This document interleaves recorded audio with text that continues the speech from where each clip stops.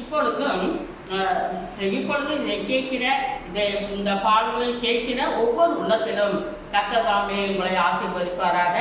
இப்பொழுதும் யாக்கோபு ஏசாவினிடத்திலே சண்டை போட்டுக்கொண்டு தன்னுடைய மாமன் வீட்டிற்கு அவன் வனாந்தர வழியாக போகிறான். அந்த வனாந்தர வழியாக போகிற வேளையிலே அந்த யாக்கோபு காண்கிறான் புலி, சிங்கம், கரடி இவைகள் எல்லாம் கடந்து போக வேண்டும் தன்னுடைய மாமன் வீட்டுக்கு. இவனுக்கு என்ன செய்வது என்று தெரியவில்லை.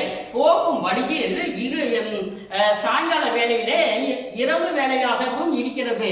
இதனாலே யாக்கோபு ஒரு கல்லை கொண்டு அவன் இரவு முழுவதும் தூங்குகிறான். அப்பொழுது ஒரு சொப்பனத்தை யாக்கோபு காண்கிறான். என்ன சொப்பனம் என்றால், ஒரு பெரிய ஏணி பூமிக்கும் வானத்திற்கும் நேராக ஒரு பெரிய ஏணி வைக்கப்பட்டிருக்கிறது.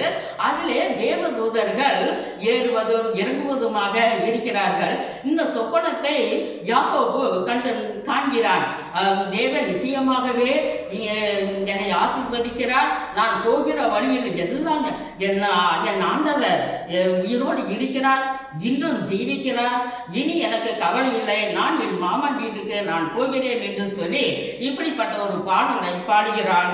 யாக்கோபை போல் போகும் பாதையில் பொழுது பட்டு ராவிற்கு